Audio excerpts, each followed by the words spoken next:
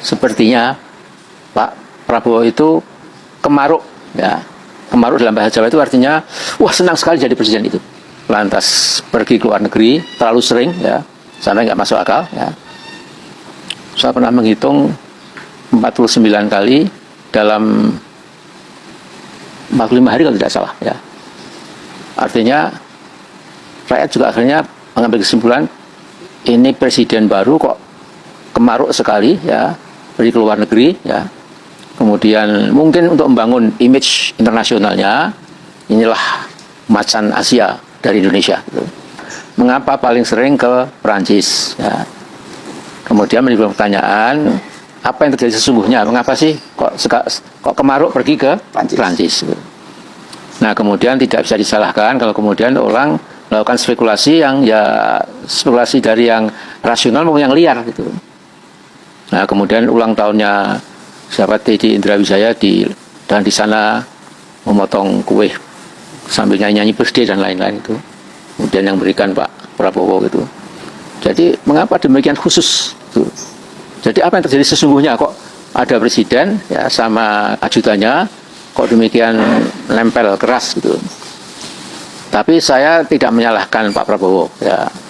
Ya kesalahan dia mengapa dia memberikan ajudan yang menempel terus itu kepada si Mas Teddy ini ya, yang dikenal oleh banyak orang ada semacam maaf ini mungkin juga keliru ya, ada kelainan seksual lah gitu, sehingga saya mengatakan jangan-jangan ini reinkarnasi dari kaum Lot seperti di cerita Al-Quran itu ya. Kalau lu sekarang ketemu Prabowo, lu nih face to face langsung sama Prabowo, lu bakal ngomong apa ke Prabowo? Pak Prabowo, tolong buka telinga, mata, dan hatinya. Banyak orang-orang di sekitar Bapak hari ini tuh cuma ngasih hal-hal baik ke Bapak dan Bapak tuh digoblok-goblokin. Hari ini kita di aksi ini sempat digeledah sama polisi-polisi sebelum masuk, Kang.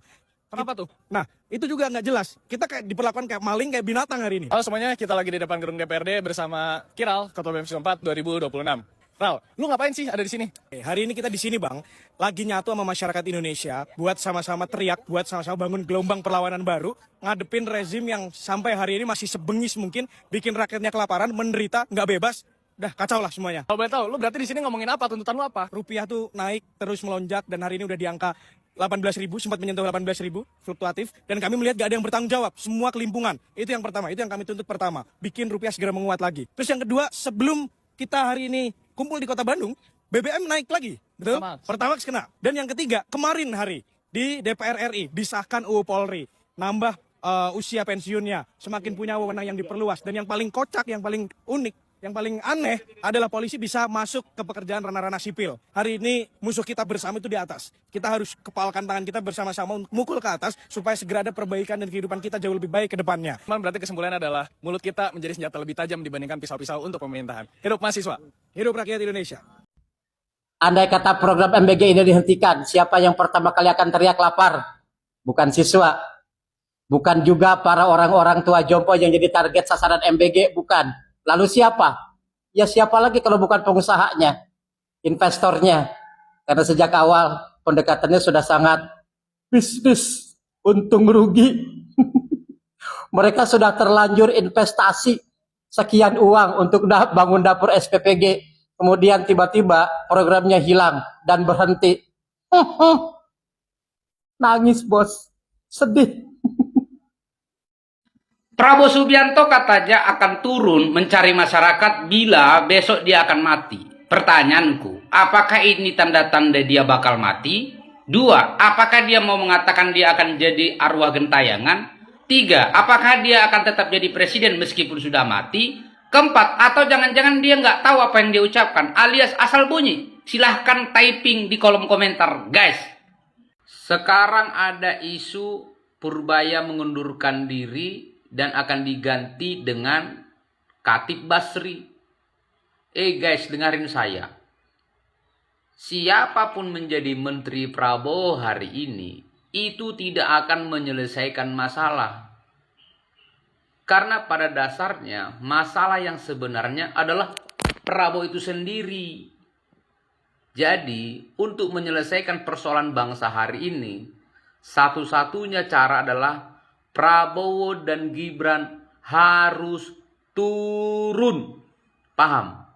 Ternaknya Prabowo selalu mengatakan kepada pengkritik, kritiklah dengan sopan, kritiklah dengan santun. Weh bangsat, Prabowo Subianto tuh ngomongnya kasar, menghina rakyat, nyinyirin rakyat, bilang das mula, kabur aja ke Yaman, matanya buram. Jadi sebelum kau kemudian mengomentari kami, memberi nasihat kepada kami, kasih dulu nasihatmu pada Prabowo Subianto, goblok.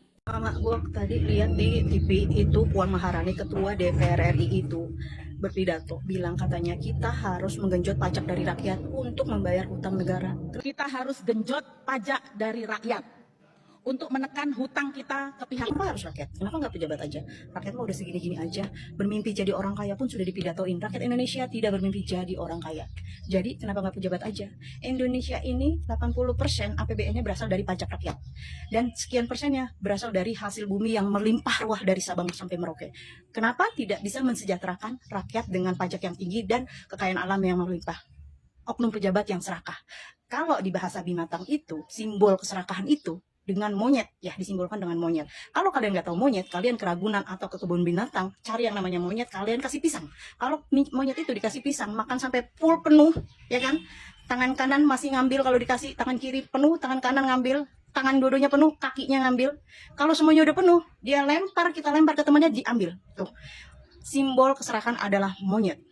Kita bisa belajar dari negara yang 80% pajaknya dari rakyat itu di luar negeri. Kesejahteraan terjamin dari kesehatan, dari sekolah, pendidikan, kerja, pekerjaan, ataupun UMKM, semuanya difasilitasi sama negara karena pajaknya tinggi. Kalau pajaknya tinggi, otomatis rakyat harus bayar dan pemerintah harus memudahkan rakyatnya untuk bekerja dan fasilitas yang lain. Itu baru berjalan di luar negeri ya. Kalau di kita 80% pajak dari rakyat masih begini aja. Kesehatan masih susah, pendidikan masih mahal, pekerjaan masih susah ya kan. Jalan-jalan masih banyak yang demo ya kan. Terus kekayaan alam yang sekian banyaknya dari Sabang sampai Merauke masuk mana? Masuk pejabat oknum yang serakah, banyak sekali.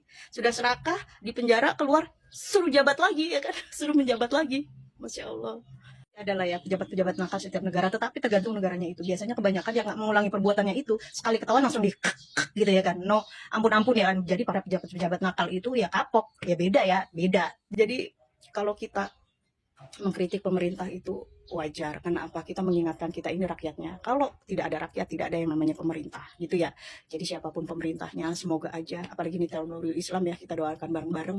Semoga semuanya pemerintah itu kebijakannya berpihak kepada rakyat. Memang butuh bertahun-tahun. Belum tentu di masa kita ini selesai. Kita yang penting berdoa ya untuk pemerintah kita supaya bisa dikasih otak yang bening, jernih, dan keberpihakan kepada rakyat.